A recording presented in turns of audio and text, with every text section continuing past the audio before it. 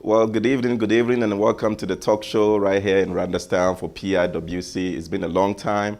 Thank you for joining us. We just want to say thank you to our presiding elder Dr. Emmanuel Seboama, for this opportunity as well. Also to extend much greetings to our district pastor, Pastor Seth Osei. It's been a long time. I know you guys been waiting for this. So we bring you a very hot topic today. We have 5 amazing, beautiful women in our midst tonight to just have a quick conversation on some of the concerns that we've had. I will say concern because you will get to understand me whilst we move forward. Some men has actually reached out to me and said, hey, Moses, we really want to love our ladies. We want to have a better relationship, but we are struggling. And the best way to do is let's have a conversation with our amazing women. Let's hear from them. Let them educate us. They want to learn more about our women. And understanding people always enrich our relationship. So that is what we are here today. What women want men to know. What women want men to know. Mostly on relationships. So we welcome you all. And thank you for accepting to be on this show. Again, we have 5 amazing women here. We have our own Mrs. Nana Manford on my right here. She's ready. She's ready to speak. She's ready to let men know what she wants, men to know. And then we have our sister here, Sister Nicole Mafo, very energetic. She's acting all shy. but we we will get there. And then we have our own Mrs. And also Mrs. Mata Osei also in our midst. Very wonderful woman, a lot of experience. We will get to pick your brains today as well. And we have our sister, Henrietta Ofori Lopez, also in our midst, also ready to give us, a lot of knowledge here that she wants us to know as well. And then we have our beautiful sister here, Sister Felicia. How do you pronounce your last name? Valon. Valon. Hey, I'm good. I was scared to mispronounce it. So our sister is always ready. She's also smiling, also ready to also give us her thought and also her great ideas on what she wants men to know. So again, welcome and thank you for joining us on the talk show right here on PRWC. We also want to give a shout out to our organizers as well. We have our own Mr. Ofori Lopez also in our midst behind the camera, and also behind the AV team, we have our own Deacon Nana Kwesi as well for also making this possible. We also have our sister Megan also joining the team as well, and our brother who is out of town, Elvis, also I believe watching us today. So now let's go. Let's get to the meat of it. And how are you guys doing today? Fine, thank you. Fine, thank you. Okay, I like that. Wonderful. Okay. Wonderful. Amazing, fine, thank you, wonderful. Is that Felicia? Great? Great as well. Great as well. Okay. Now let's talk about communication. I mean, this is one of the things that helps relationship, if I should put it. We talk about, communication between men and women. And most of the time, we do not understand each other because maybe we communicate differently, right? So men might communicate differently. The way when I meet my boys, we communicate, boom, boom, boom, is good. We go and we go by our business. What is the value of communication to you as a woman? When we talk about communication, how valuable is that to you as a woman? The men are listening. Communication is a very important tool in every relationship. Mm-hmm. It's a two-way affair.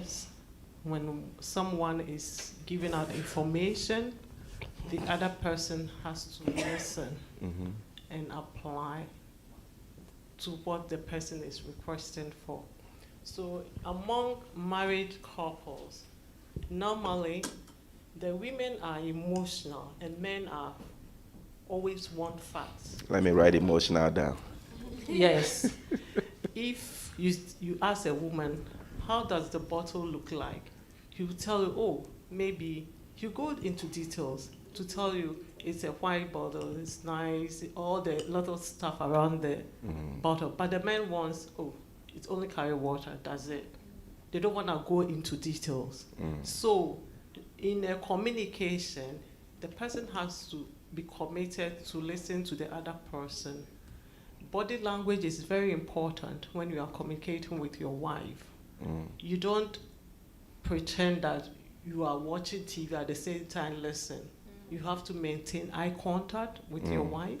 Hey. And you have to have active listening. Mm-hmm. Some men will be looking through their WhatsApp while their wife is talking. And after the conversation, they've forgotten about what the wife told them. That's probably what I'm doing right now, right? Okay. So when it comes to communication between the couples, paying attention is very important. Active listening. And your body language goes a long way. When you are intimate with somebody, when they talk, you are going to pay all attention. Like when you first met your wife, you want to be on the phone and listen to every detail. Don't say that you've married for 10 years. Those things should go on. You should have to carry it on. The same way you are eager to hear from Princess, when the phone rings, you are shivering to get it. It's the same way when you are in the marriage for 10 years or 15 years. You should be eager to hear your wife and pay attention. not ignoring them. Oh, yet no, that should stop.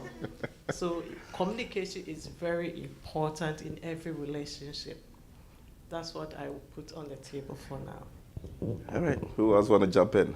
I wanted to second what Deaconess said about body language. A lot of times, like not just like partners, but like in any kind of relationship, it's easy for, I think like men, you guys are just, you think that we can't see that your ears are listening. Mm-hmm. We see by you giving eye contact, engaging, nodding when we say things, agreeing. And so when we're communicating, it's very important that your body language is showing that you're listening, not just hearing what we're saying, but understanding as well. Mm-hmm. Is for you to be on your phone while we're talking, like it just, we can't see that, you're understanding what we're saying. So by you engaging, really looking at us, it's really important. That way we know that you've gotten the message that we're trying to communicate. Mm. It's important for you to also, like I've learned this in school, repeat back what the person said, that to make sure that you understand what they're saying, because they can be talking style. Let's say women, we like to talk. So after 20 minutes of us talking, like you would just be like, okay, did you get what I was saying? But like if you say, okay, so I understand that this is what you're saying, mm-hmm. this is how I've taken it or interpreted it, that way it leaves no room for miscommunication or misinterpretation. So being able to repeat back what the person is saying so that you make sure you're both on the same page. And then again, like this goes for women as well, like it's important. Communication is so important because it's like we're men and women, we're not mind readers. So you might be feeling some kind of way. Let's say your significant other or your friend, either it can be any kind of relationship. They did something that offended you and you've kept it into yourself side. You haven't expressed it. How are they, but you've been acting some kind of way. How are they supposed to know that what they did offended you if you don't speak up? So it's really important that we also do well to communicate when we are feeling some kind of way, because the only way for someone to understand you is for you to communicate those things. And so that's why communication is very important. But yeah, that's the So before we continue, we've heard that women are emotional. We communicate. You want the man to pay attention. I also heard that there is a two-way street, making sure. So tell the man out there, how do you want the man to communicate to you? Because right now I'm hearing that men should pay attention, eye contact. Mm-hmm. That is more like one way, right? So how do you want a man to communicate to you? How do you want them to approach you? Would that make a difference, the way they approach you and stuff like that? Give me some light on that. Okay, so I would say that we always want men to listen to us. Mm-hmm.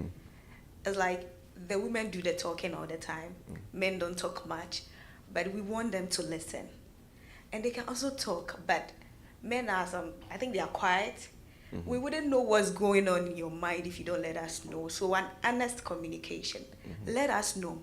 We don't want to know only the good part. The good and the bad. We are there with you. We are in it together. Mm. So whatever the case is, let us know. Mm-hmm. If you don't tell me, I wouldn't know. And when I'm doing the talking, listen. Men don't listen because they feel we talk too much. Yes. Yeah, they feel we talk too much. They'll be like, I'm asking, what did you cook today? And I'll be like, I went to the market. I went to buy this. And I wanted to do this. We don't go straight to the point. So they feel we talk too much, but they should listen to us. Mm-hmm. And they should also give us honest communication. That's what I think. Mm-hmm. And I also think that they can talk to us, but they should also find a way, a mood, and then the place and the time. Mm-hmm. If you want to correct me and you correct me in public, I'll feel bad. It's also like a bad way of communicating. Mm-hmm. But I don't say don't talk to me, don't correct me, you can do it. But you have to be mindful of the time, the place, and the mood, and even the tone. Mm. The tone as well. So that's what I want to say about communication. Thank you. Go ahead, sis. Yeah, as Sister Hetty said, I was going to say something about respect, communicating with respect. Because some guys and their egos, they're like, you're a woman, so this is your place. I am the man, so I have to talk the way I want to. And that doesn't help issues. So if you want to... So that still happens in this modern age? It does. Okay. It surprises you because maybe you're a Christian, you feel like, okay, or maybe the way you were raised, you're supposed to speak to a woman a certain way, but some men feel like, oh, I'm the man, so even when my woman is right, I have to be the man. Like, I can't calm down. I can't be like, oh, babe, like, let's do it this way.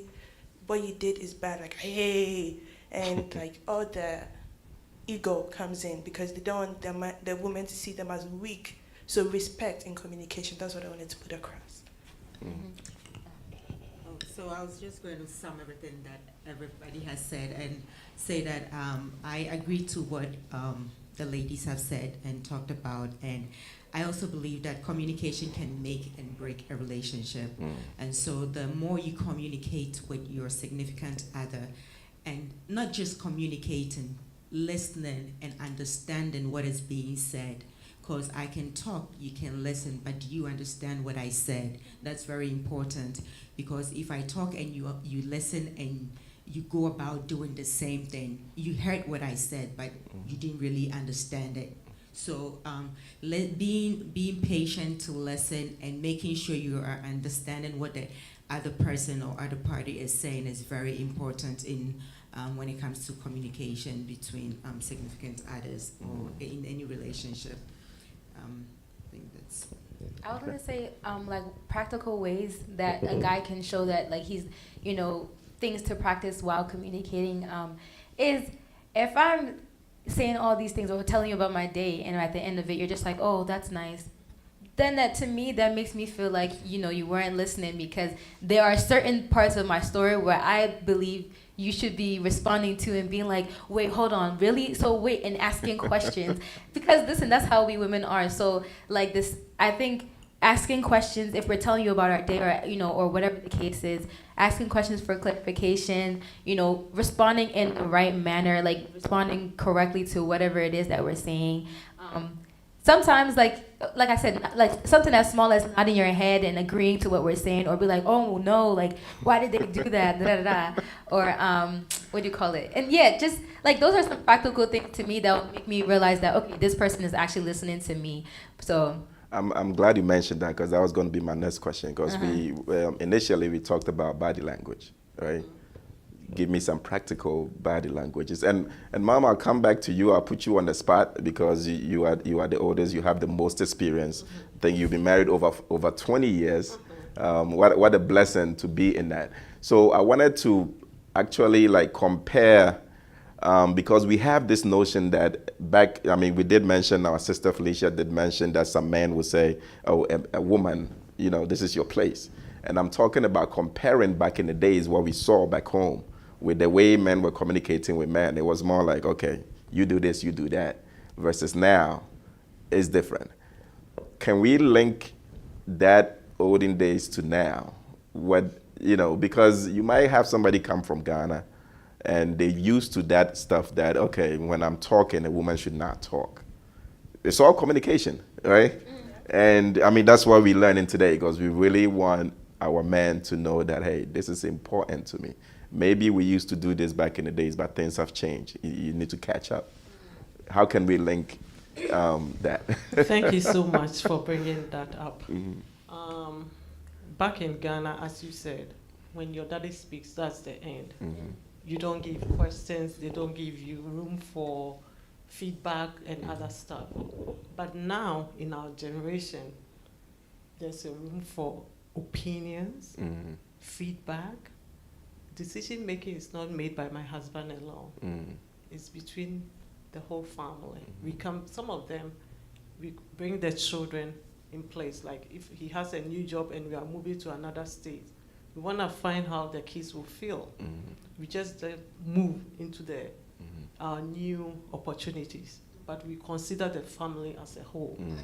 When it's between me and my husband, he gives me a feedback, hey, yeah, this is what we are going to do. Do you agree to this? And I'll give my opinion, and he will say, okay, let's wait. We'll find another time, and we'll carry out our goals. So it's the matter of the husband knowing what the wife wants, or what the wife, her opinion, before putting up a decision. Bringing something into being. Like if they have some goals to achieve in future. It shouldn't be like it's the man's own opinion. That's all. The woman cannot talk. You're a woman. No, that concept have changed. Yes. Right now, it's equal decision making. That's how I should put it. And there should be respect among the two. When it comes to decision making, it shouldn't be like the man alone, but it should be both of the family to come to a common goal. That's what I could put on the table. Can I also add something? Please So do. as Dickness was speaking, this came to mind where I feel like it starts from the home and how you communicate in the house. Like you were saying, growing up, maybe if your dad said something, that was it, no questions asked. But like in the reality of like when you get married, it's not like that. Like for you to be happy in your marriage, it's not what your husband says goes and that's final. Exactly. So I think that like for the parents who are watching me, I'm not a parent yet, but like you should start with practicing with your kids. For example, like don't just be a tyrant and say what I say is what I say and that's what it is and I don't want to ask for your opinion or anything like that. But for them to learn how to communicate effectively with their peers as well as their future spouse, I think it's very important that you practice that in the home. Give your children the opportunity to communicate both ways with you instead of it just being what I say goes. You know, that's common in an African household, but like I think, like we said, this is not just for romantic relations. This is with everyone, and so I think that's something that we should apply with raising kids as well. So what I would also add is, I believe it's a cultural thing, and it's also the willingness for one to be willing to change that culture, because I can tell you that even in our generation where you would think that we've evolved and so we can, the man and the woman should sit down maybe with the kids to come up with decision making and stuff. There are certain men who are still stuck in their ways, or this is how I saw my parents do it, so I'm still going to do it. People are not open to change. And so if you're not open to change and you get stuck in the ways that things have been done in the primitive years or seeing your parents do, then it's going to be very difficult to change. That's if you're not open to change. Because, I mean, like Mommy said, whenever we're making decision, we bring our children in, although they're just 10 and 11, we ask them. I just saw a new position in Atlanta, and I was asking my husband, do you think I should apply to this position? He was like, oh, that would be a nice change. And so he was like, what do you think the girls will think? So I asked them, what do you think about us moving to Georgia?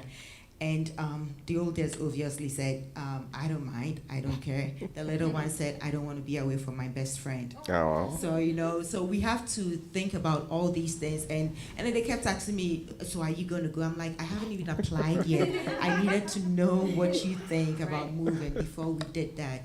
You know, so it's the willingness to change. You know, most men have evolved, and most men have realized that women are able to do what men are able to do.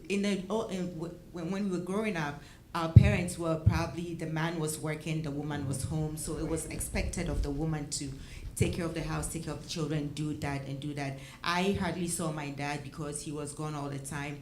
My mom was working, but it wasn't like as bad as my dad was working, so I saw her at home almost all the time.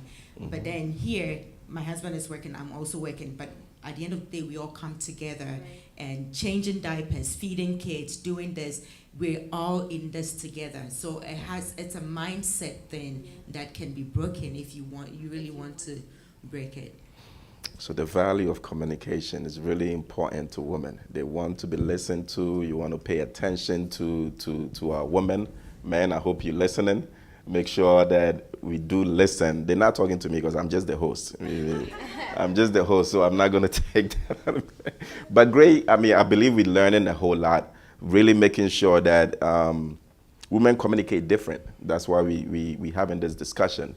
Let's pay attention. I mean, I'm used to that. My woman might be talking to me. I might be playing a video game. I might be doing something else. I could be reading the Bible. I'm still, you know, but just paying attention, making sure that you have that one-on-one But can I will also help. say this?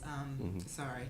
So when you're talking to someone and the person is doing something, I mean, that's me. Like I have this game that I play all the time, and sometimes my husband will be talking to me and I'll be playing the game. But you need to understand the person. You need to know who you're talking to, and so he knows that even though I'm playing that game, I'm still listening, because he will say something and then I'll stop and I'll respond. And I'll give him a feedback, so he knows that I'm listening. So even when he's talking to me and I'm still playing that game, he doesn't mind, because he knows that I'm listening. So I believe it's a matter of you knowing the person. So if you know this person and you know that when I'm talking and he's doing something else, that means he's tuned out, then there's a problem. But if you know that they're doing this, they're multitasking. That's what I say. Are you sure your husband is aware? Oh, he's very much aware.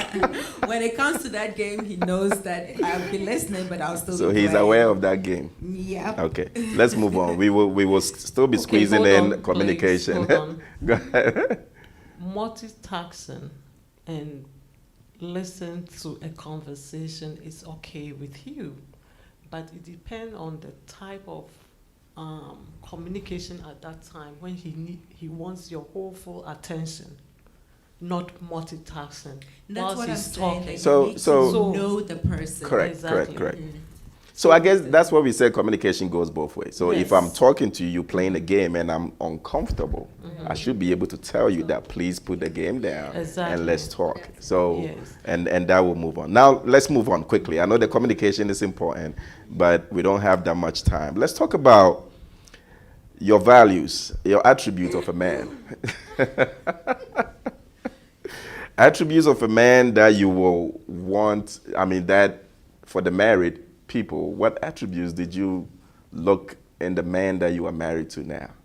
Let's go with you, man. You've been married to Doug for over 20 years.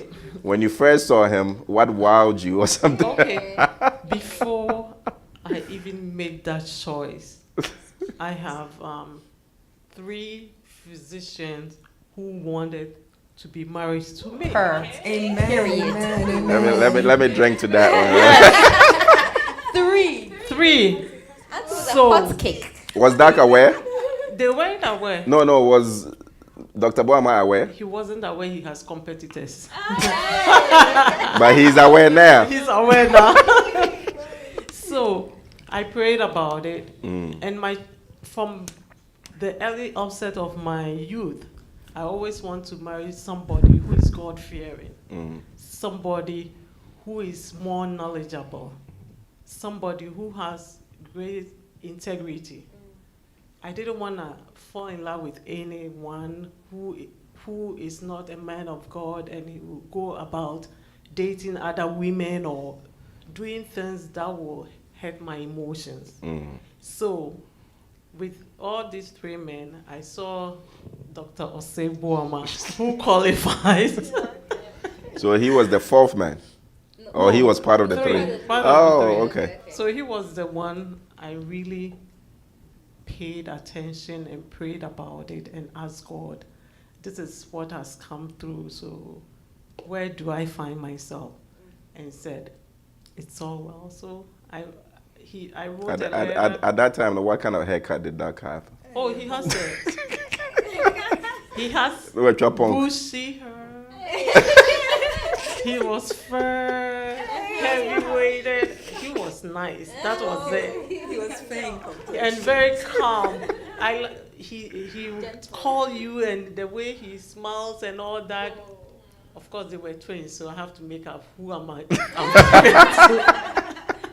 But having said that, the passion he had for the things of God drew my attention. That's good. That's what drew my attention. Okay. Not about money, not about beauty, not about the beauty of God that I see in men. Drew my attention. All right, let's hear from others. Attributes of a man that you So, me, I didn't start off with God-fearing, and I was, I started off with my mother telling me,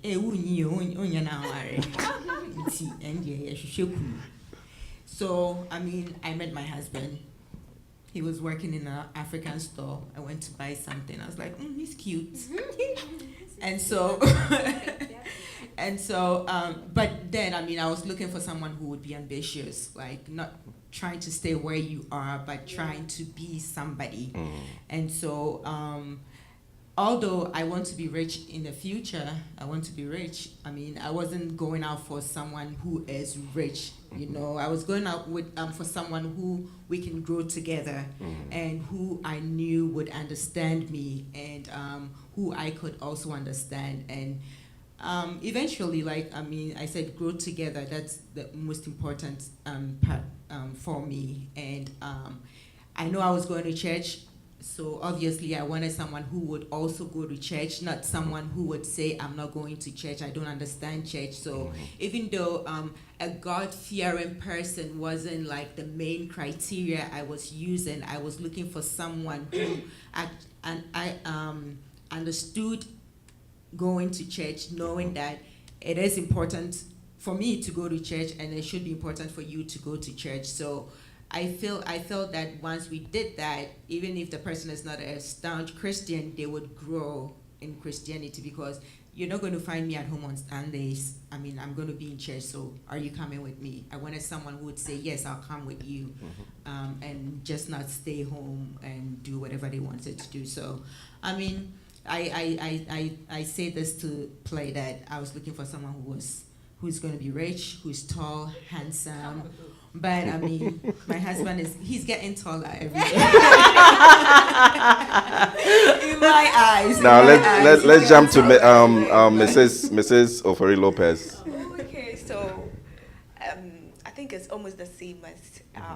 No, yours is different. No, yeah, it's different. But, yeah, but I personally, it's okay. A Christian, not and someone who loves God. As Mama Fanny said, it's not all the time that you get someone that really like is into it.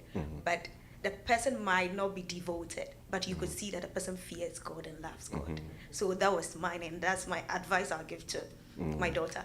And then as a respect, I really value respect. I want to respect you. I expect you to respect me as well.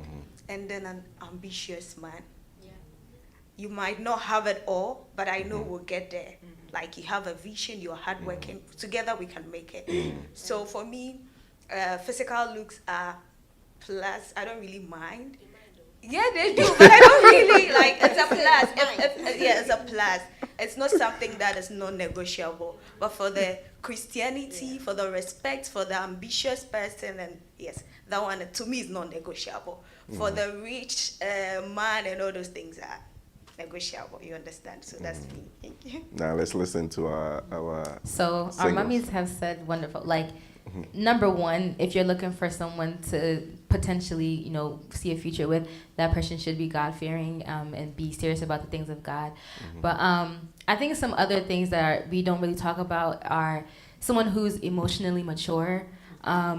And mature overall, because if you have a man who's very, and this goes for women as well, if you have someone who's very insecure, being in a relationship with that person will be so hard, because they will tend to project their insecurities on you. You guys will be quarreling all the time. Like, it's just so much drama when a person is emotionally immature. On top of that, I watched a video one day where it was saying that a quality for a husband is somebody who has a mentor. A man who has a mentor shows that they're willing to be taught, and someone who's willing to be taught means that, like, they're open to learning, they're open for correction, and in a relationship specifically, when you grow together, it's a lifelong thing. You're constantly changing. Two different kinds of people, and so, like, he has to be willing to learn you for him to be able to love you correctly. And so I think that someone who has a mentor, not only does that show that they're willing to be better, like they want to change, but that shows that they're open for, like, correction. They're open to be able to learn you, and just it's easier. And then specifically for me, I need someone who's gonna make me laugh, because this life is too much. It's stressful, right? And so somebody who's serious all the time, that's not it. So I need someone who can also make me laugh. Yeah, we get to crack jokes, just be free with each other. So that's a few of my own. I was going to say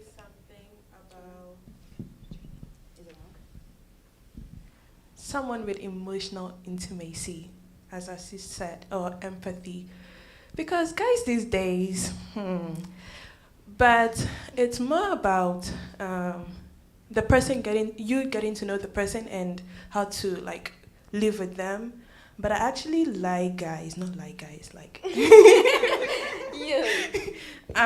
When I look at a guy, I'm like, how is this person able to open up to me? You know, because I want somebody who can see me and be like, okay, I can go to this person. Is this person emotionally intimate with me?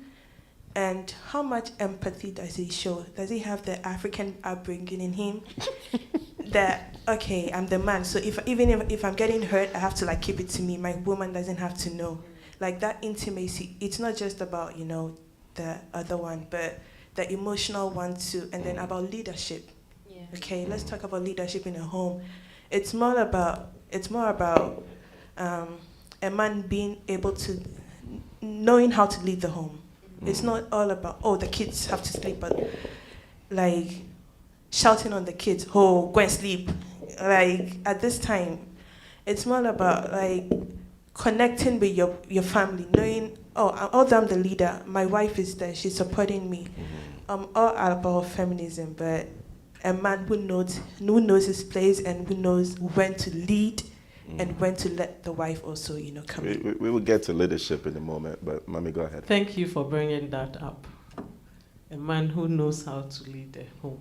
Okay. I mean, so that we will get to that. I actually have now, one more. Hold on. Okay, go ahead. Sorry, but quickly, a man, like in this day and age, I feel like men are so, they want to be seen as the man, but it's also nice to have someone who shows that they cherish you, and that they love you, who aren't afraid to show that this is my woman or this is the one person that I'm with and that I love the person. So there are some guys who won't show that they cherish women. Like I want someone who's able to like show me that, okay, do things for me, show you that I also mean a lot to you. Like that aren't like, oh, what are people saying about me? That's not manly, so I'm not gonna do it. Like, nah, that's it. That's not it. So I just want to cherish my love. So Nicole wants public display of affection. PDA. PDA, period. That's good.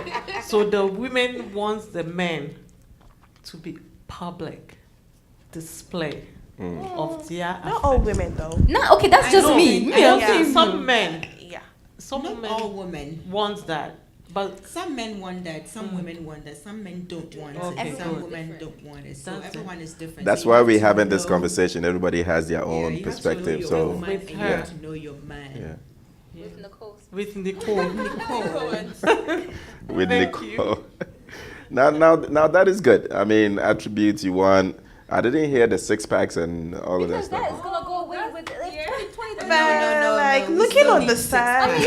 Looking on the So side. you still have to keep yourself looking right, but like we know that one is. Listen, God forbid you get in an accident one day and the person is disfigured. If you're married to that person, you still have to be married to who they are, disfigured or not. So, but before the accident, like the side eye, has to be there. It's true. Yeah, because I wanted to get to that because you have to actually see something you like before you can approach to find out all these things you are talking about, right? So that's why I mentioned about the physiques. I mean, the physical. I mean, you had three people. Even something had to spark for you to single Dr. Boima out physically. Because when you got to know him, that's when you knew that he is really into God and all of that stuff, exactly. Right? Before you even pick a man, you should build a friendship first. Okay. Okay. Mm-hmm. So friendship must come first. Mm-hmm. And I knew Dr. Emmanuel not as to be a husband, but as a friend, because he was witnessing to the youth in Dansoman. Okay. And I used to tease them all the time. I know when you No. My eyes was not in. My eyes was not in though. Hey. Really? Listen, he was doing the work. Only the back of your eye. Not the I front eye. cherish them because they did an excellent job. Like you've and Pensa in Dansuma, that was what they were doing. He and his brother and some other men. So they were on fire for God. So the youth got to know them in Dansuma too.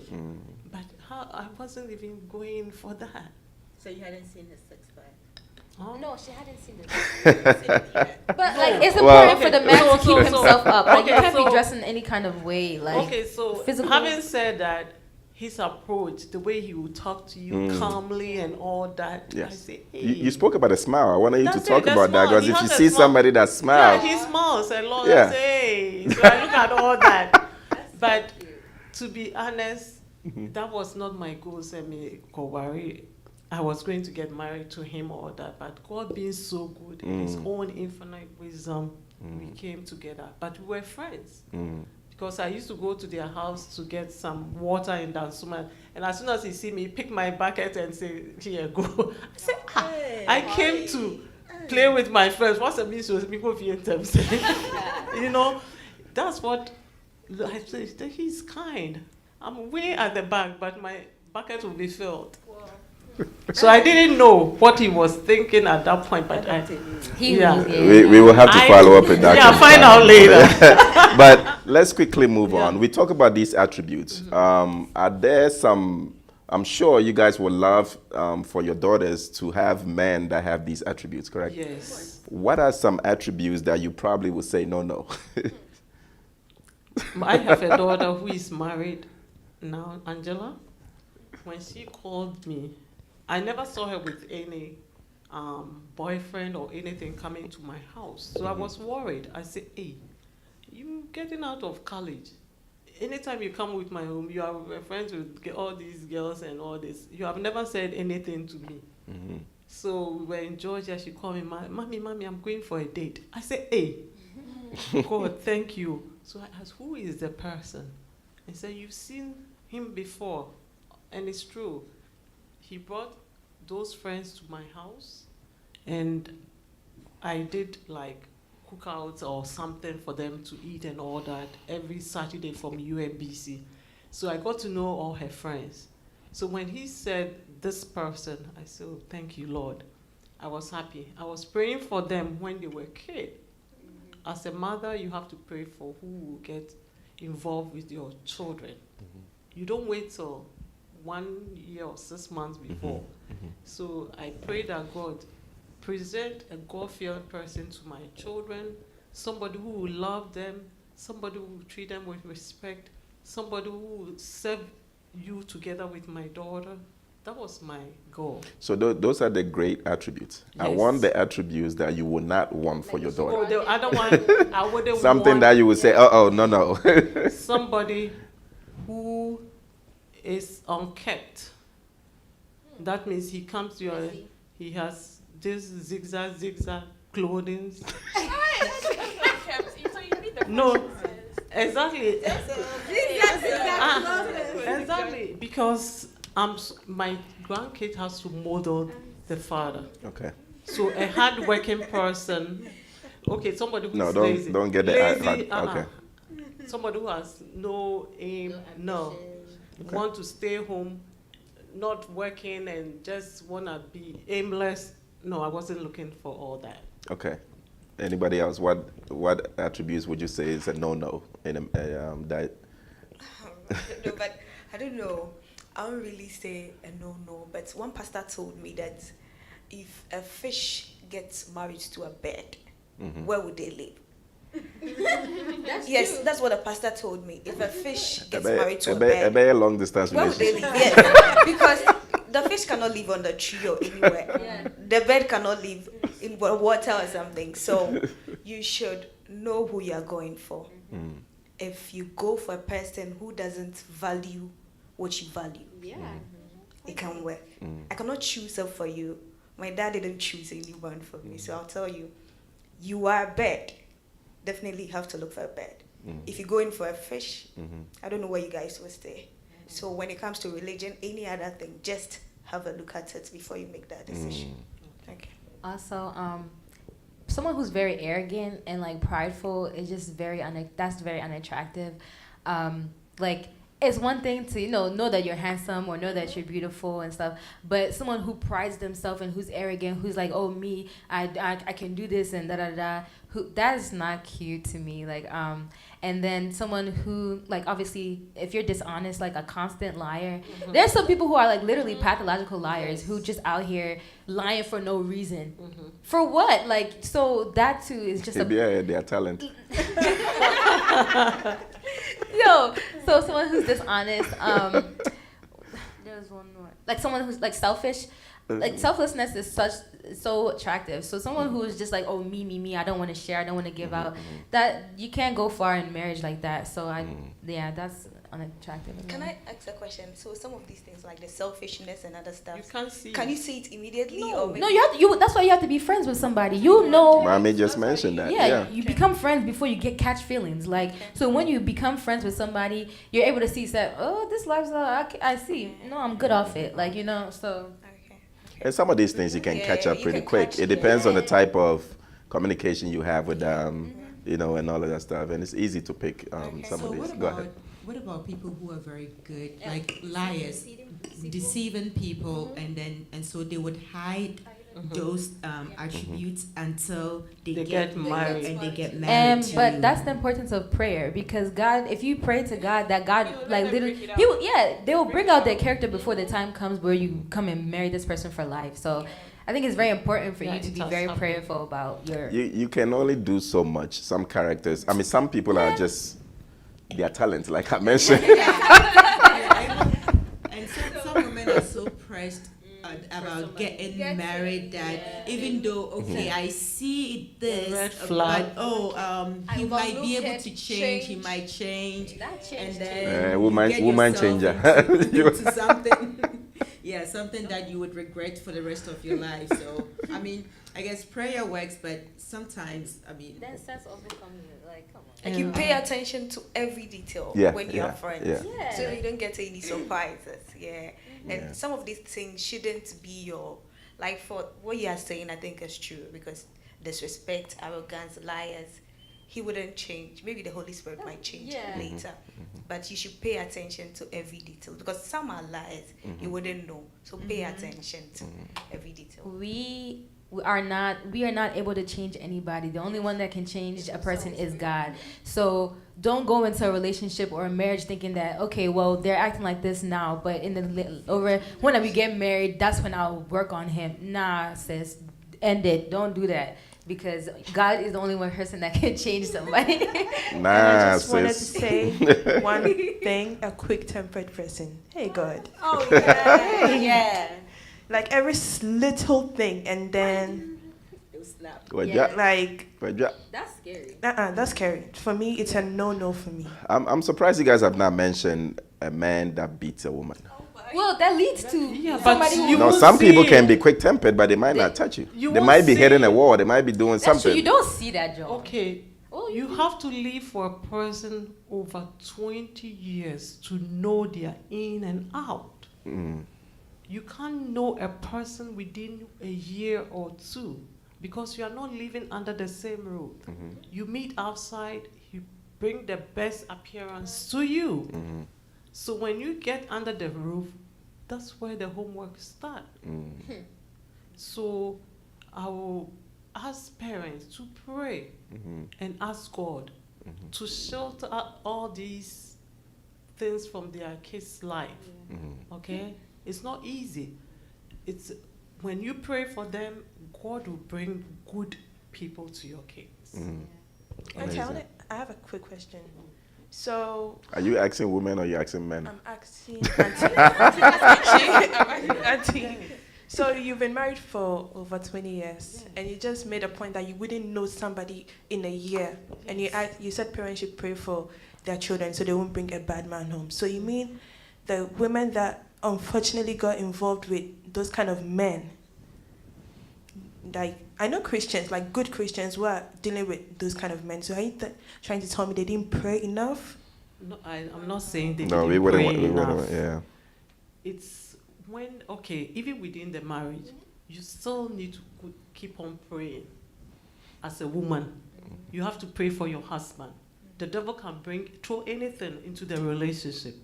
It's the wise woman who builds the home. Okay? So when the devil throws something at you, you go on your knees and pray. It will not be the man's fault. He might not even know that what he's doing is wrong. Like, You might not know that beating you is wrong. okay, I said, he's not supposed to beat you. That's abuse is no. When you're a man of God, you should be able to have self-control, okay? No matter what your wife does not mean you should hit her, okay? So if you know that the man you are married to has problem with quick-tempered and he's going to hit you or all that, go on your knees and pray and ask God to help him. He's the only one who can change him. So until God changes him, you're going to receive the beatings. What did you do before he beat you? Okay. All right. Let's move because on. you Let's move on. This The is not. beating will not No. come. That's ma. true. It's Let me take over. There are some attributes you cannot see. There are some attributes you can really see. I think we wanted to really pinpoint the ones that you've seen, and if you see it and you know it's a no for you, then you want to make sure you move past that. Let's move on because of time. Now let's talk about, there is something about successful women like you guys and the approach. And some men are saying that, especially when they see, oh, this person is an accountant, they're a nurse, they're doing this, they're a doctor. It's hard to approach successful women. Not even for marriage per se, even just to have a conversation. There is this thing that, oh, they are so high up there, I can't even approach them. And even when it comes to relationship, forget it. Because you're talking about a man, because men have ego. They have, they want to be on top, if I should say it that way. But because you are so successful, it kind of leaves a gap they don't want to approach. What does a successful woman like you, what can you say to that as somebody that wants to even approach to talk to you? Not to just marry you or anything like that, because some of you are married. And then we will get to those that are not married if how they want to approach you. What does that mean? What does men need to understand about a successful woman? So men need to understand that successful women also need to be loved. Come on. They need friends, maybe, and it could be that you are the friend that you're looking for. Maybe their colleagues or counterparts are at the same level, and they're yearning for some sort of conversation that they cannot have with those on their level, So successful women need to be loved. They want to be loved. So don't be afraid to approach them. And if you approach them, we learn from each other all the time. Why are you afraid to approach a successful woman? Is it because you don't want to be successful? The first thing I'll do is, oh, this person is successful. Let me get closer to them. Maybe I can learn a thing or two from them, But if you shy away from someone just because the person is successful, then, there's a lot to be said about you yourself. So it's just be open-minded and feel free to speak to them.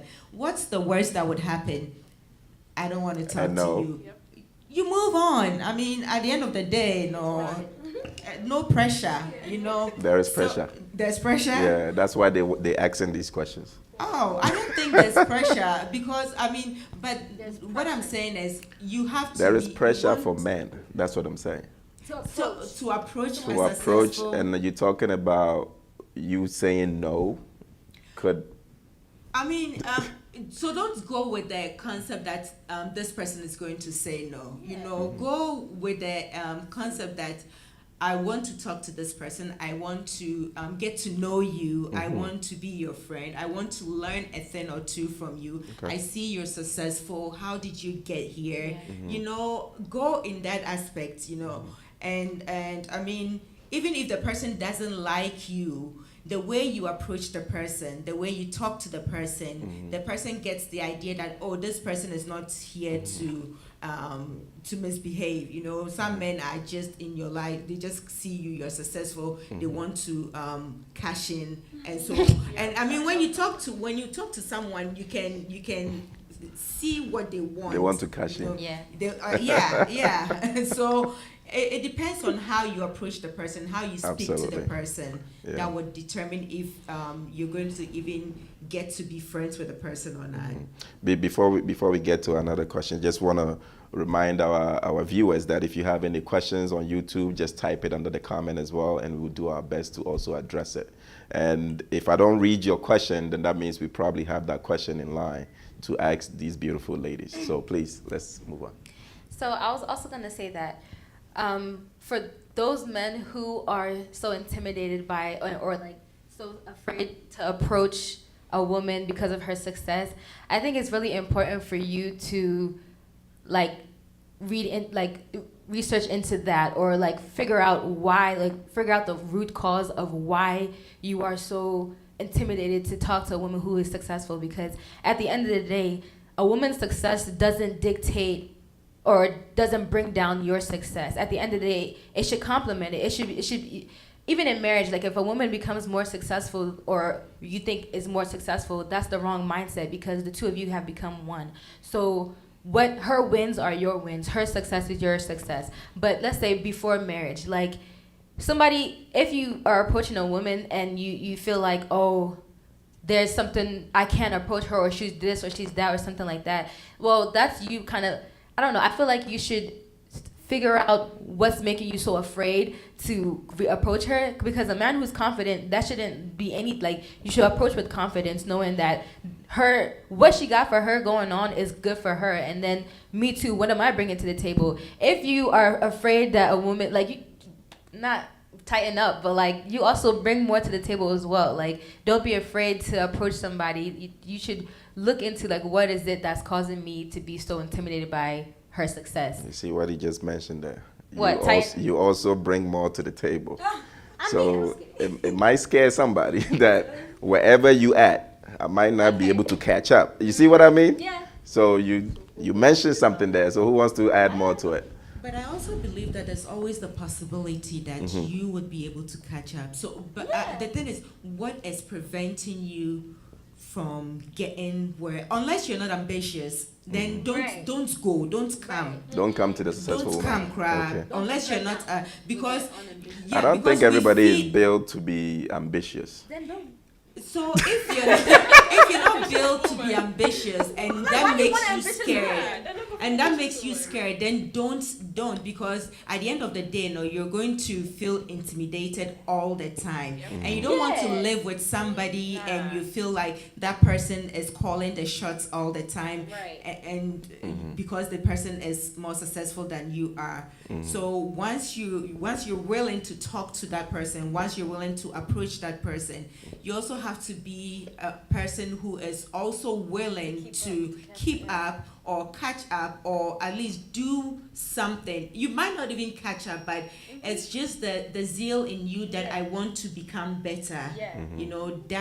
That speaks a lot. That's a good point. So basically, I think if I'm listening to you guys right, it's okay to approach a successful woman. Yes. It's advantageous that, or possibility that even the successful woman can pull you. Yeah. Also, Motivate you, motivate you for you to do more. You have to have the mindset to accept it. And no problem, but anybody want to add one more and we move on? Okay, so I wanted to say that there's this perception that people have that a successful woman is an arrogant woman. It's a perception. Yes. People believe People that. do that. Yeah. So And there are actually people that are arrogant because they are successful. Yeah. So they feel intimidated. But even your wife's success is your honor. Yeah. And your partner's success is your honor as well. So at the end of the day, I believe you shouldn't be intimidated in any way. Just be yourself. Know the reason why you want to approach the person, and just do that. It will come together by itself. And I just wanted to add this. Before you approach someone, you might have seen something that would make you want to approach the person. So maybe you see a successful woman at church. Then you're like, oh, okay, I just want to, make friends with you, get to know you. But you see a successful slay queen. And, you've seen this lady be with big men. You always see her, you're like, okay, I'm attracted to her beauty, so she's a successful woman. Let me go. What do you expect, knowing very well that that's who she is? Yeah. So you have to know the woman, a successful woman. You have to know what is actually attracting you to them. Yeah. And then that way you can know what to do. Right. Okay. So let's, men, approach successful women. They, do not be afraid. Fear not. And I think, of course, most men, even if you read the Bible, is expected to lead a family. Yes. So we talk about leadership. So I guess whilst we're talking about a successful woman, maybe the mentality is because she is up there, she might lead the home. Don't go yet. So I'm saying, as a successful woman, what does a male leadership mean to you, even though you can actually lead yourself? Because you are successful, because you are up there, you are independent, that's the most word that we use. Because of that, does it still mean, how does a man leadership mean to you as a woman?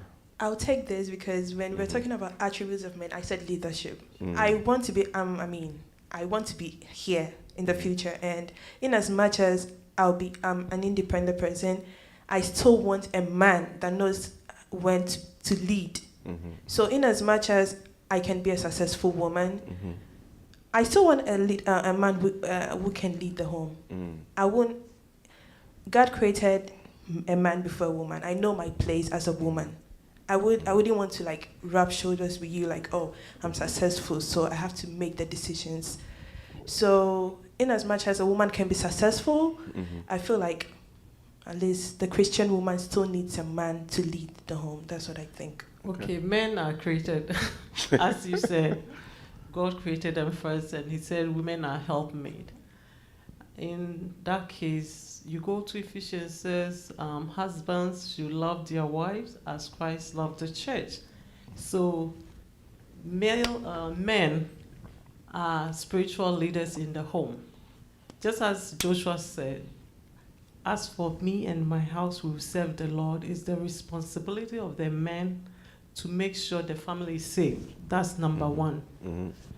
The decision making, the men will bring the decision making to the table, but the whole family should come together, bring their opinions. It shouldn't be like, I'm the boss, what I say goes. There should be some respect when the decision making is put on the table. Since he's a leader, we respect your authority, but still give the woman the chance. Also, as a father, the children that we have in the home, mothers are always home with their kids, but sometimes if the father is not well presented in the child, if the father does not love the things of God, the children falls apart too, because the home will be broken. The devil will take chance. So it's important for fathers to stand up as spiritual leaders in their home and ensure that the whole family will be under the canopy of God. Just as I told you, Joshua said, as for me and my house, we will serve the Lord. So fathers are really important in various homes. And those homes whereby we don't have fathers, the mothers, single parents as mothers, should take that opportunity and be mindful of their children's spiritual life. It's so important. Your children will grow up to be who you want to see when they are spiritually stable. Okay? If you are not training them in the things of God, they end up somewhere, and we don't want to see that. We want a stable home so that we have a stable church and we have a stable society. So, as the saying goes, charity begins at home. It's the mother and the father's responsibility to bring the child to the things of God so that they will grow up to be whom God has purpose. Amen. Amen. Amen. Leadership. So, for leadership, I think that like we were all saying, it's important for the man to have certain characteristics to be a leader and all that stuff. But then I also want to touch on the word submission, because as the husband is the head of the household, it's us as wives who have to submit to our husbands. But I want to point out that submission means under the mission, submission. So if you're a man who has nothing going for you in your life, who has no mission in your life, no goals that you have set in your life, how can we as women be submissive to you and follow nothingness, you know? So as people who aren't married, like right now, it should be your goal to be like, all right, this is what I want my life to look like. This is the mission that I have for myself, my marriage, my future, my family. That way, when you talk to a woman and you start talking to women and you present that information to them, then they'll be like, oh, okay, I respect that. And I'll be willing to, and then it'll be so much easier for women to be submissive to something worthy of submission, Like, you can't, just because you're a man doesn't automatically means that, like, I have to be submissive to you. Like, if you're disrespectful, all those qualities that we were naming before, if you have all those qualities and then you still sit there and demand respect,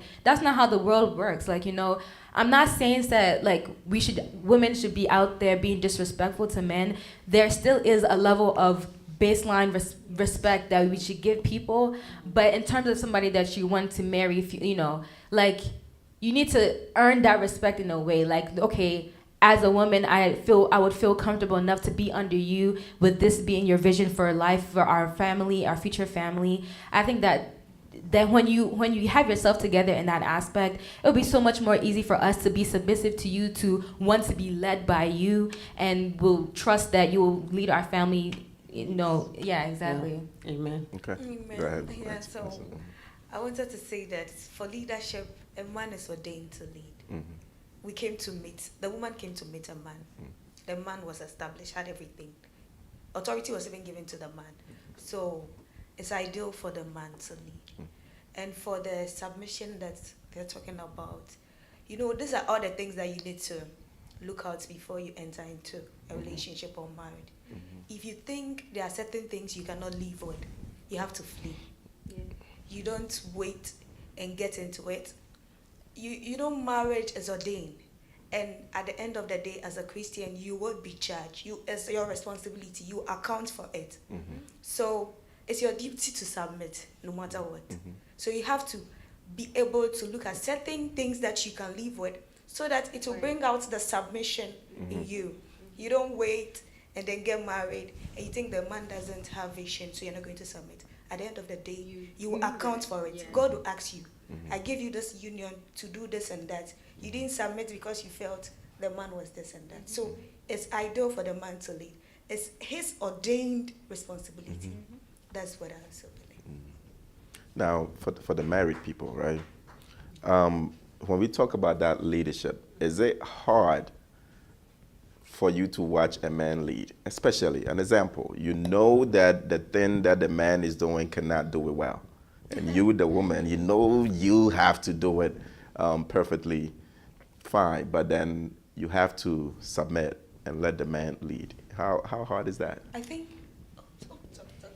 No, so I was going to say that's where communication comes into play, because okay, the man is ordained to lead, and obviously you're seeing him doing something that obviously is not going to end well, but just because he's ordained to lead, you just let him do it. No, that's where communication comes in, and the way you communicate to him is very important. For example, I would see maybe my kids would do something, and my husband would say something or do something with them. Maybe the way he's correcting them is not right. I would not jump in and say, hey, right in the presence of the kids, I would not do that. But after he's done that and we're in the room, I'll tell him, hey, this and this and the way you went about this wasn't right. And so maybe try it this way next time. And most often than not, he would go back and apologize to the kids and say, yes, you did the wrong thing, but I also did the wrong thing by addressing it this way. And so going forward, this is what we need to do. So it's the way and the time of correction and how you even say it to the man, that you're not taking his authority from him, but you're giving him the chance to lead it, do it correctly. So yes, he wants to do this, but you think you can do it better. You teach him how to do it better so that it doesn't take that authority away from him. Okay. Amazing. Go And ahead, I man. also wanted to say that, when it comes to leadership, they are the leaders, but we're not talking about autocratic leadership here. Leadership, like a leadership that everyone's concern is appreciated. Everyone has to talk, everyone is listened, everyone is appreciated. So if I know that my husband is the leader and he's supposed to do this, and I feel that I know my husband's weakness and he cannot do this or that, we are helpmates. He helps me, I help. So if I'm supposed to maybe go and do something that I know I cannot do, he will help me do that. The same way I'll also help him. I wouldn't go in public and be like, my husband doesn't know how to do it, so I have to do it for my husband. No, but we prep, and then he goes to do it. It's my Anna, and when I do it well, it's his Anna as well. So like Mama Fadi said, I won't correct him in front of the kids, but later I'll tell him this and this and that. So he's leading, but my concerns are appreciated, so I'll give it in when the time is right. Now let me get to Sister Felicia and Sister Nicole in terms of, let's say, dating. A man you dating. How does leadership in dating mean to you? Before it gets to, or what do you look for in a man, how they lead, before you even get to that level of marriage? Because, like we're saying, you have to pick some stuff up early before it's too late, right? So what do you look for in leadership prior to I do? My elite. Well, like we were saying, all the qualities and things that we prefer, that we like to see in a man, in a husband or whatever, is the same thing that you look for and appreciate in somebody that you're dating. I think that their ability to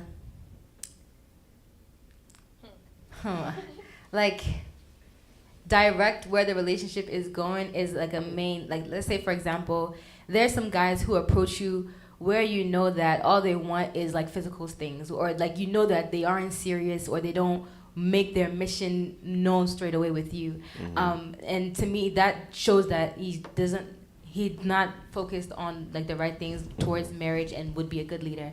But somebody who approaches you right away and is like, I've seen some things in you that like I would, I'm interested in getting to know you. Like, let's say friendship, it now turns into, I want to see where this goes. Someone who's direct, who shows those qualities, like, to me, that you show leadership in doing that in a relationship before marriage. Like, you saying that, okay, now I think that let's say you guys have been talking, courting for a certain amount of months, and you believe that, okay, it's now time for me to go to see, like, do the knocking and at least like approach your family, or just knowing how to, direct the dating phase in a godly manner, in a way that will, show glory to God, is to me something that I think is showing your leadership qualities as I want to say boyfriend, but as my courting partner or somebody like that. So then I know that I can trust that when we now get married, those are qualities that I've seen while dating that you can build upon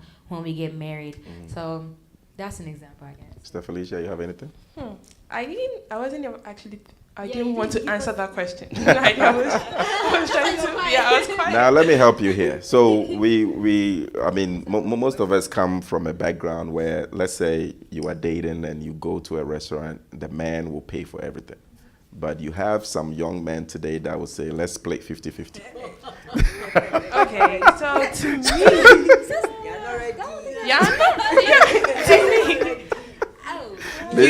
they're not ready for us. And you said let's go on a date. You said though. Yeah, you said I can't afford my date. I can't afford my food. I can't. You Successful were the one woman. that said no. Successful woman. That's when leadership comes in. Okay, I'm the That's leader. why I asked that question. So now you gave me a point. So we go on a date, and you asked me on a date, I can pay for my own food. That's why I'm a successful woman. Okay. But being a leader, no, as like the courtesy to know that, oh, I asked this woman out on a date, so let me take control. You know, not like controlling everything, but at least let me show this woman that I appreciate her coming out, even to come out with me. So being in that point, now I'd be like, oh, okay, let me lead a little and pay or take care of the date. And me, someone might do it the first day and not be a good leader, but let's see where that one goes. But definitely that's like a red flag, right? Like they come and they say, oh, you pay half, I pay half. If I was the one that You know which one I'm talking about? I'm talking about splitting the bill.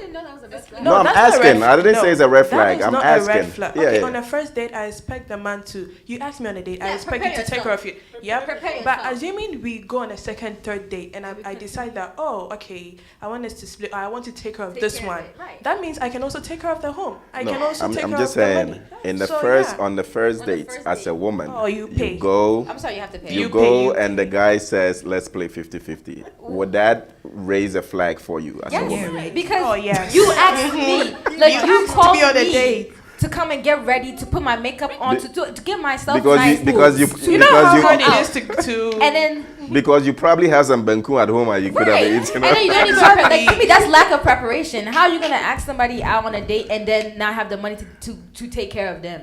What is that for? Like, so that is a red flag on the first date. You should take the initiative. Yeah, on the first date pay. right. Wait, what's it? No, like I mean, he should take Speaking the, of- He yeah. should take the initiative, and you might say you are. Right, if I offer, maybe, yeah, but don't be like suggesting instead, let's split. Some people will even suggest that they'll tell you we are splitting. Come on. You have no say. That's a red flag. No, okay, we'll pay, and then from then on, That's all. block. No second date.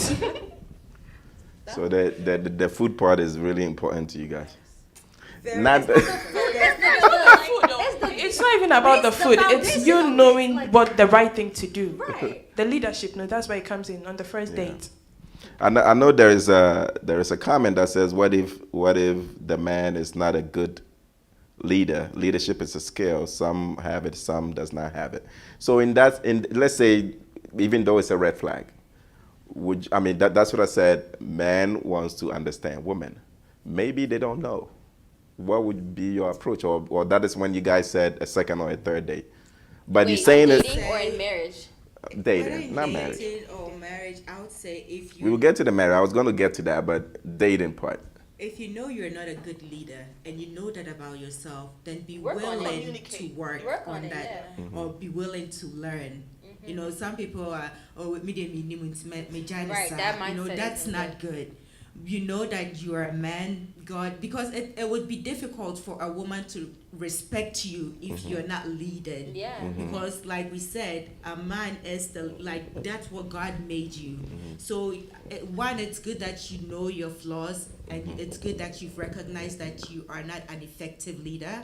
So Right. there are a lot of books out there you Come can on. read. There are a lot of Talks. inspirational messages that you can listen to, and even whoever your significant other is, or whoever you're going out with, you can share that with the person. Say, okay, these are some areas that I'm lacking in, but I'm willing to work on them, or I'm willing to learn. You know, what are some of the things that I can do? What are some of the materials that I can read? Be willing to put in the work.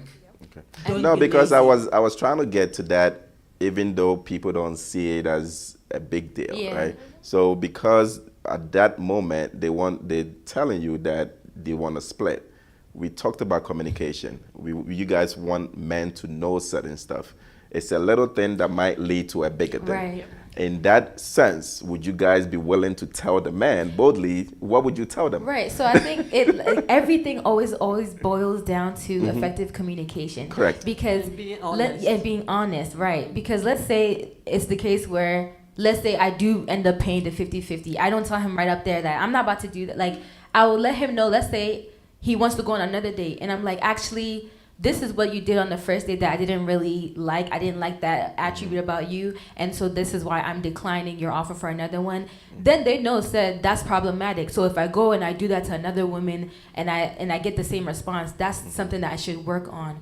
And so for someone who is, let's say they're in dating, have problems with leadership, I think it's important for communicating between the couple, saying that like, okay, babe, what are some things that like you've noticed about me that aren't like, some problems with leadership that I may have, and that way, before marriage, like the girl can express to you what it is that she's having a problem with, and then that's where it's up to you as the man to do well to work on those things, and that way, like before you get into marriage and that it's final, you can at least say that I tried, or the girl will know that you put effort into trying to become a better leader for the two of you guys. So what are the attributes would you be looking for in your leadership, in the man? In a man while I'm dating? Yes. Oh, I thought we covered we did touch on that briefly, but just to let you guys know, we spend more than an hour. You see how the conversation is. It's flowing. But let's quickly talk about roles of a woman in a relationship. Roles of a woman? How do you guys feel about the traditional way of, women, you guys wash the dishes, men will take out the trash, women will do the laundry, all of that stuff. How do you guys you wrote a book about that? Like a relationship. Say it again. In the marriage. Let's talk about the marriage. In marriage. I don't think there are specific roles for specific people in marriage. I mean, like I said before, back in the day, the women were doing certain things because they were housewives. They stayed home. They took care of the kids. They did laundry. They had warm food ready when the man came home. That was their sole But role. now we're all working. We're all trying to get the dollar, so you can't expect me to come home and then come home together with you and then still expect me to go and cook and then dish your food out and serve you, and then after you've eaten, collect dishes and go and wash it.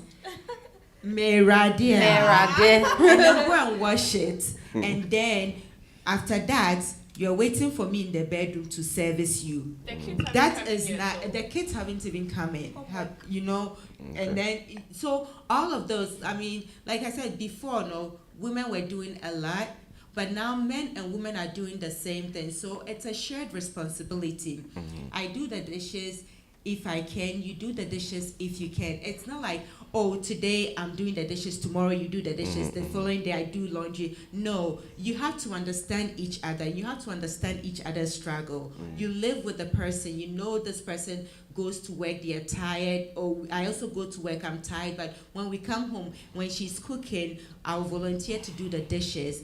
Or when she's cooking, let me help the kids with the homework. When they're done, we can all go eat, and then we can all do the dishes together so that we can all go up and sleep, So it's a shared responsibility, and you have to know your spouse. So Mommy is folding her arms there. I want to hear from you, Mommy. Thank you, Deacon. Funny.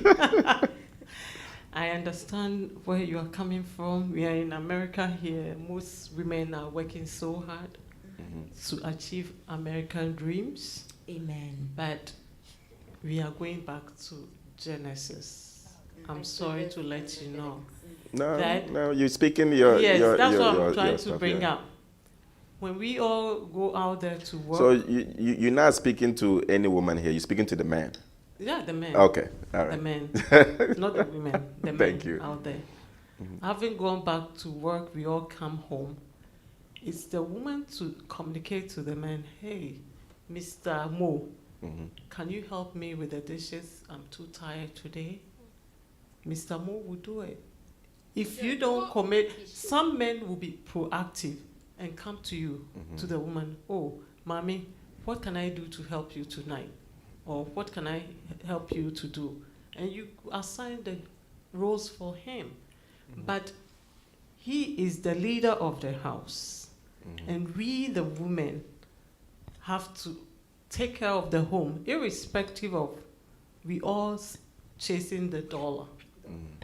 We have to make home a safe place for our family. Men, some men will try, but basically it falls on we the women. We can't come home and say we are tired, we can't cook, or we can order food. Fine, if that's what the family wants. But being a Christian mother, I'll make sure my home is catered for. The job is secondary. So whatever pertains in my home, make sure there's food in my house, make sure my house is clean, make sure my kids are safe. If my husband is able to help me with the homework, hallelujah. If she's not able to help me with the homework, I'll move ahead. Because by the time he comes, it depends on the job that your husband has. You might not have someone who come in 8 o'clock and finish 5 o'clock. Your husband might come at 12 midnight or 11 midnight. I was going to say, you speaking on your experience, because of Exactly. course your husband is a doctor, Exactly. probably not home all the time.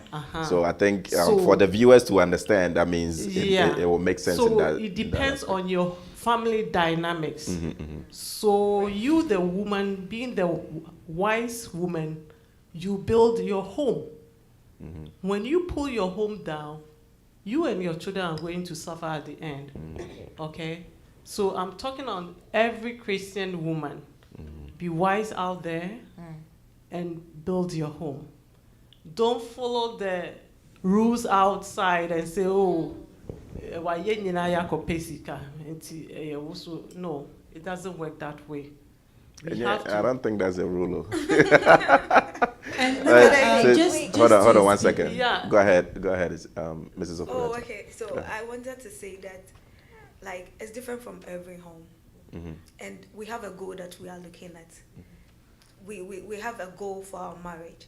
So if you, the man, I'm talking to the men out there, if you know that this and this is what is going on, and this is what I need to do to bring peace in the marriage, sometimes you don't even need the woman to say.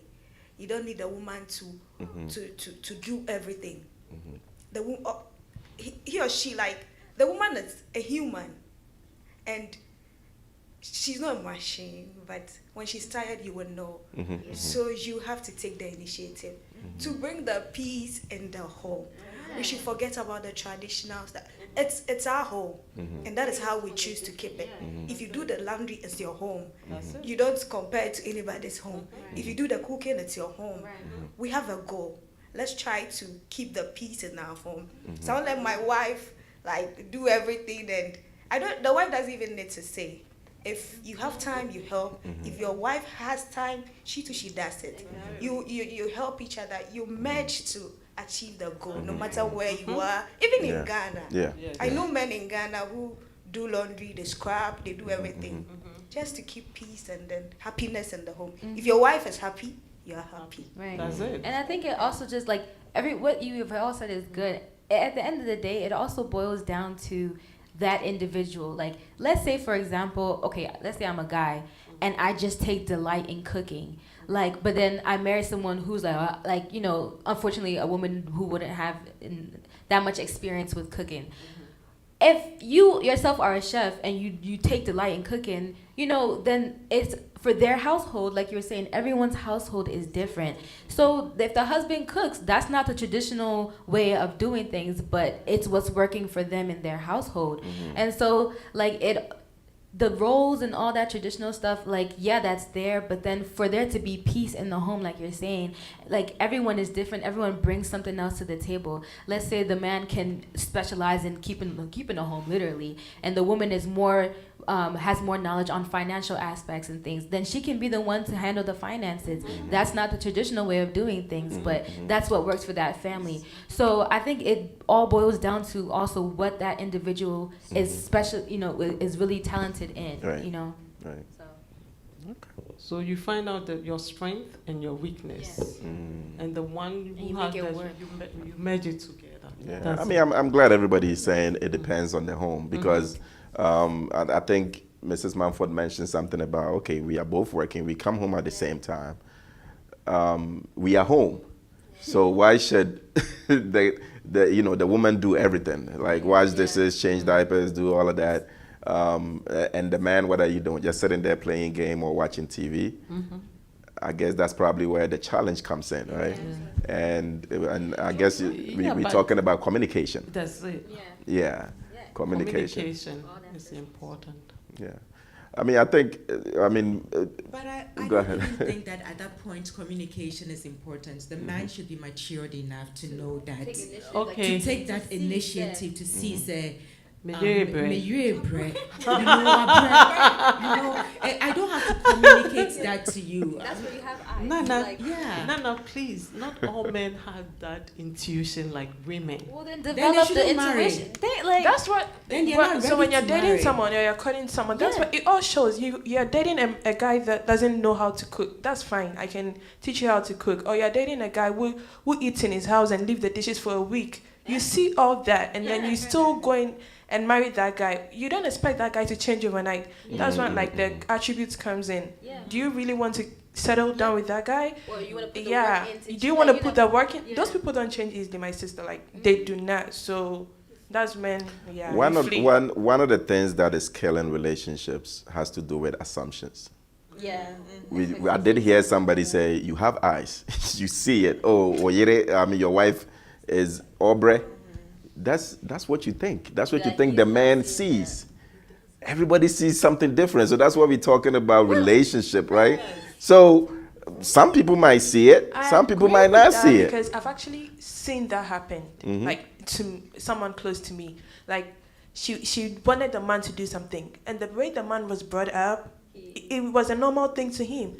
So when she spoke out, he's doing it. He didn't say I won't do it. So I agree completely what you're saying. Like some people need to be told. But if I tell you one time, oh, like I need help with this thing, and that should be it. Yeah, You should that's what I'm come saying.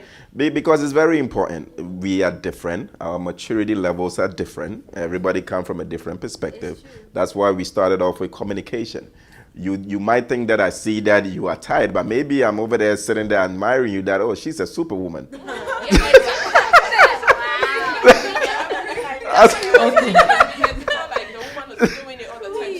Yeah. Exactly. Said, I need help with this. He's doing it. Yeah. Man, our thinking is different, and I'm probably maybe we will have another show and understand the man, what the man wants you guys to know. Maybe when I see my wife working so hard, maybe it's sexy to me. Really? Wow. So you and you are sitting there assuming that I'm supposed to. I'm telling you, maturity levels are different with each man. So we shouldn't assume. We shouldn't say, "Oh." Well, having said that, it also depends on the cultural background. You know, back home, we tell the men, Nico, you are different. I'm talking about we who grew up in Ghana. Men don't do certain things. It's a taboo for a man to. Yes, exactly. So when we come up here in US, all those cultural things need to be broken. Yeah. That a man cannot Exactly. wash a baby, Right. a man cannot wash Because this. what? They need to learn. Yeah. Sometimes you have to communicate. If you don't tell your husband you need help with this or that, you'll be working around the clock. So communication is very important. Okay, in a nice way. Honey, can you help me with the kids' homework? Or honey, can you get some few groceries for me? I'm tired today. It will get done. Okay. Yeah. Yeah, culture thing is a whole different topic to discuss. Now we're talking about the roles. We're talking about women being tired, getting help from the man. Now let's talk about the evening hours. We're talking about sex. So how important is it for your husband? We're talking about the married people now. How important is it for your husband to meet you halfway, to have the strength to do the acrobatics in the evening? You mean the husbands to have the strength or the women to have the strength? Because the husbands always have the strength. I'm talking about the woman. Okay. Oh, how do you know the men always have the strength? Oh, because I'm married.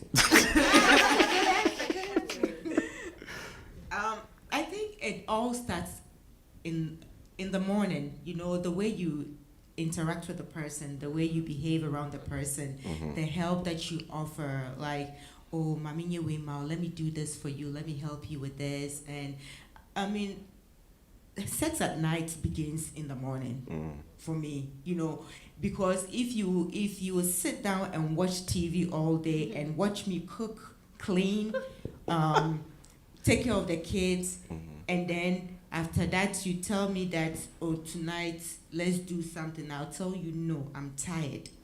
Even though you are not tired. Even though I know I'll be tired.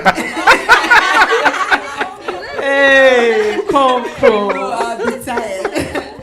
So I mean, and I'm not saying that men should only do that those things when they want something. Right. Maybe sometimes you don't even want anything, but it's just say you help your wife out every now and then or all the time. Let me even put it that way.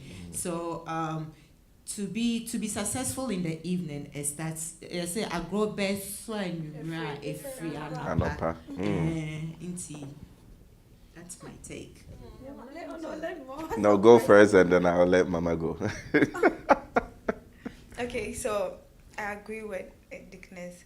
It's like ladies always, women, I think we need certain connections to connect even emotionally before it gets to the evening. Like we don't just like the men should how do you call it, make us connect emotionally, because we can't maybe have a fight in the morning, no one apologized to any, like you didn't say anything, you come in the evening, then you don't want to enjoy it. But if you really want us to enjoy it together, we have to set the mood so that we enjoy it together. So I think men should note that women, we are emotional beings. You guys processing things. Yes, there should be certain process. Like you guys take a long time to process.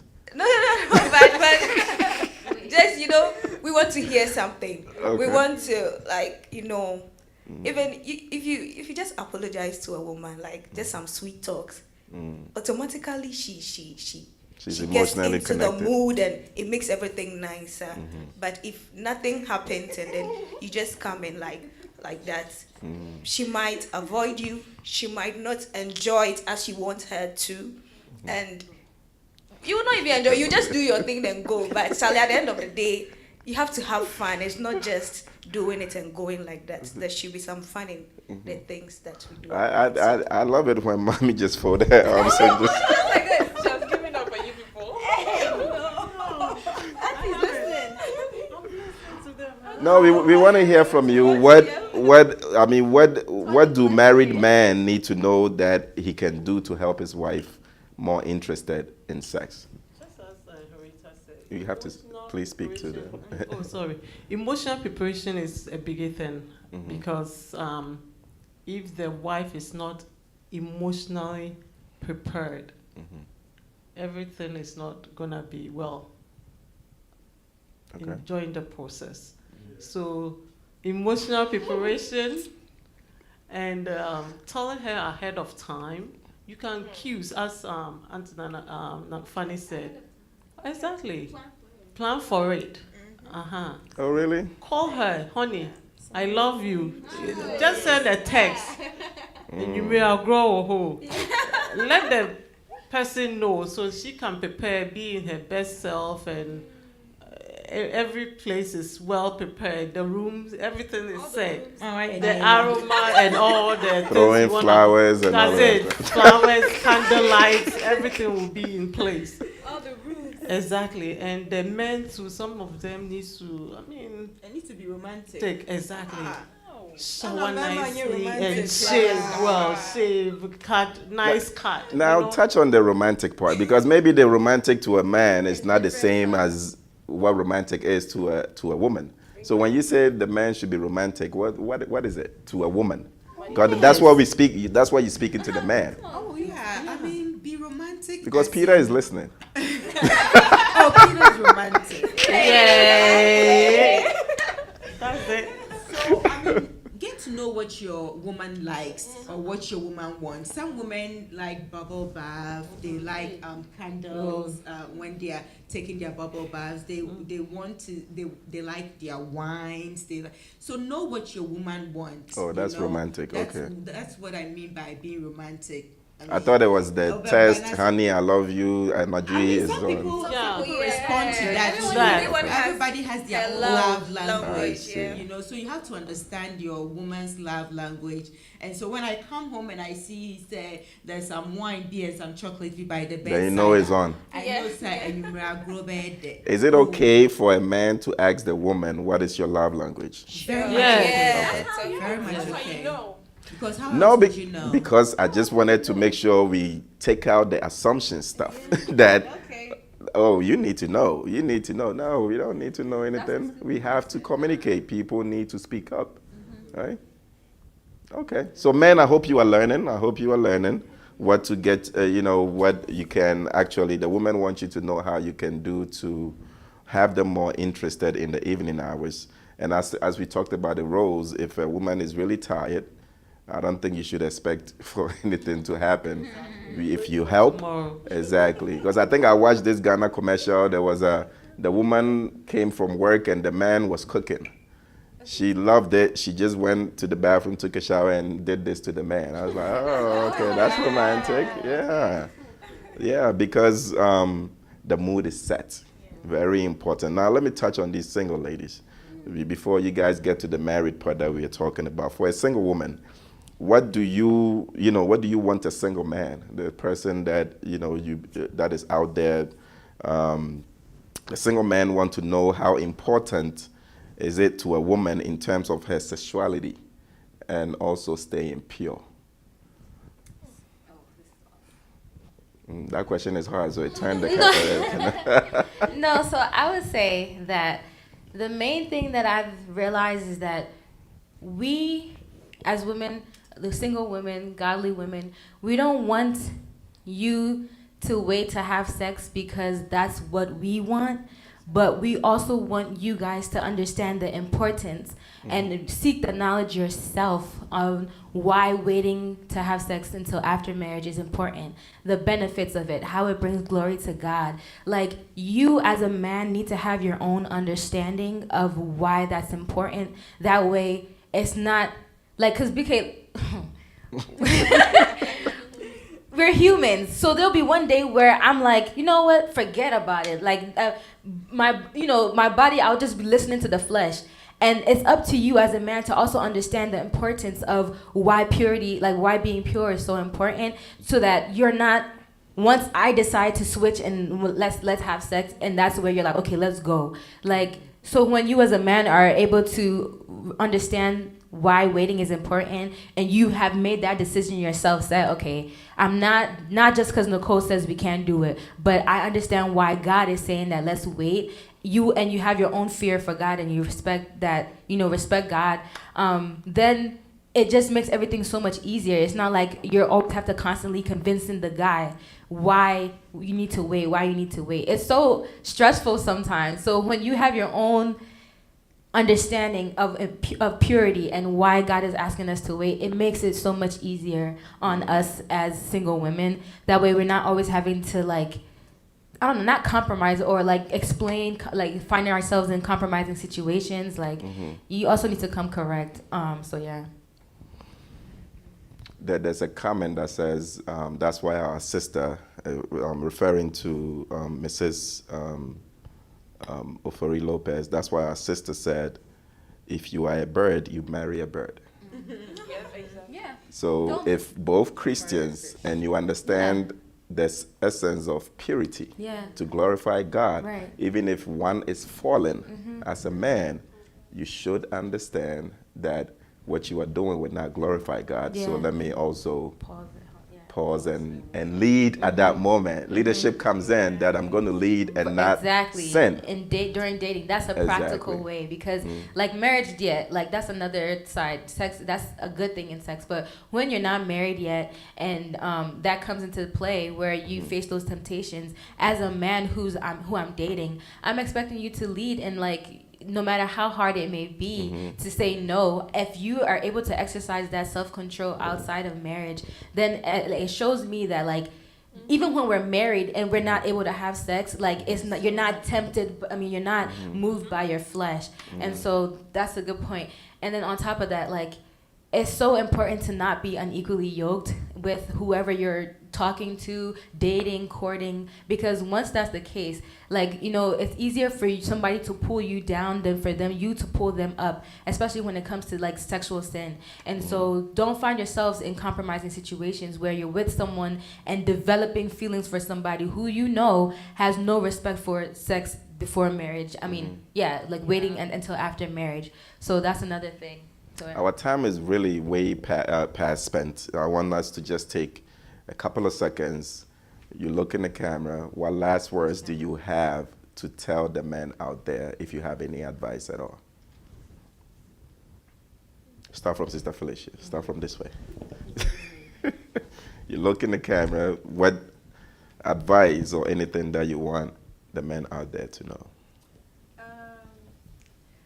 I just want the men out there to know, the young men wanting to like date Christian women, that it's possible to wait to have sex after marriage, because in this modern world, no, it's what everyone is going for. I mean, when you really think about it, but if you want to build a better future for you and someone you claim you love and want to build a future and settle down with in the near future, you have to understand that you build up from somewhere, and it's not like the women are being wicked. So,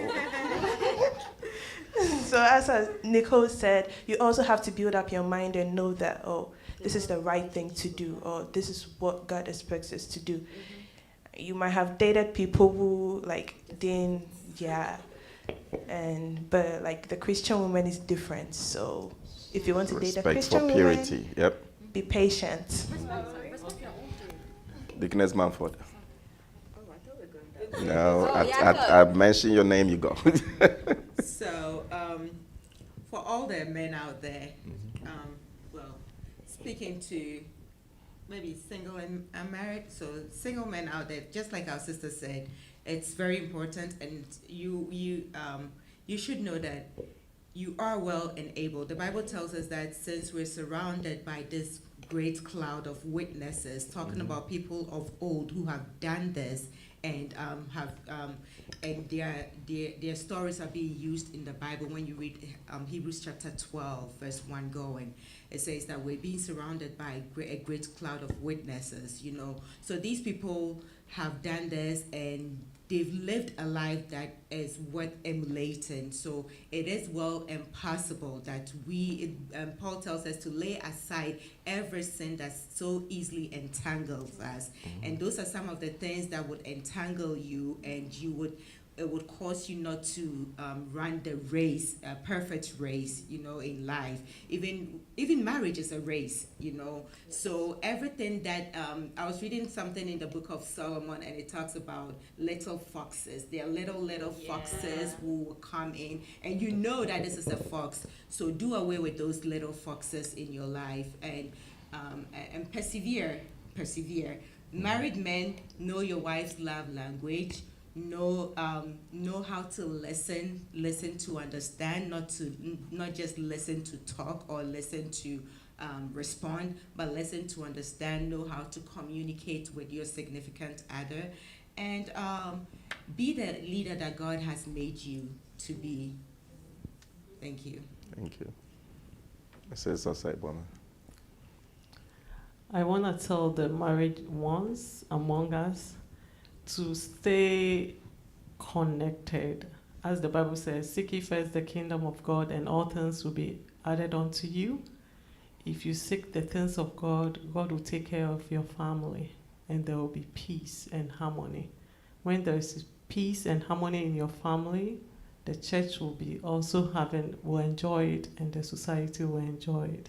So let's work hard and provide for our family, and also be mindful of whatever takes place in the home, because in the future we are all going to give an account. So let us be mindful of that, so that we'll bring glory to God when He comes. Sister Nicole, amen. Amen. I mean, I don't have a lot to say. We've said a lot, but this just goes for both single men and married men. I think it's just very important for us to have the growth mindset when it comes to all areas and aspects of our lives. But if we're talking relationships, we're constantly changing. No one is ever the same throughout the years. And so it's so important for you to be open to learning, first of all, knowing yourself and learning yourself as each year goes on. You yourself can change. And if, like, not being set in your ways, because that's not going to lead to anything good. If you know that you need to do something and it's, there's something good out there for you to learn or to do, then learn how to do it. Then learn how to, if it's your partner, learn how to love them if they're telling you their ways that they want to be loved. Like, always have that mindset of, I can be better, so what can I do to be better? What can I do to better suit my children, my spouse, whatever it is? And that, whether you're single or married, and I feel like things would just be so much easier in life when people aren't just fixed in their ways and are open to learning how to be better in relationships, both romantic and non-romantic. So, yeah. Mrs. Ofori Lopez. Okay, so I want to tell the men out there that we love them, and we are not as complicated as they think we are. They should just patiently explore us. We want to explore each other, especially those in marriages. Yes, let's explore each other patiently, and then I think we'll enjoy the union that God has blessed us with. And then the single ones too. Hey, I'm not single. What the single ones too? just understand your partner. Understand your partner. Try to grow each other, and you guys will be fine. So that's what I want to say. Well, God really bless you guys. Thank you for actually accepting this invitation and, giving us this knowledge. Again, for the viewers, God bless you for joining us. This is the time that will allow us, amazingly, if we really understand each other, it will make life really, really easy for us. As our woman has said, let's understand each other. Let's actually do not be afraid to approach them, because they want to be understood. They want to be listened to. They want to be paid attention to. They need help as well. And they're saying that we need to communicate. Thank you for joining us. And next time we will also have some great men also to share what they really want women to also know. We can't wait for that. And I know you can't wait for that. So see you soon.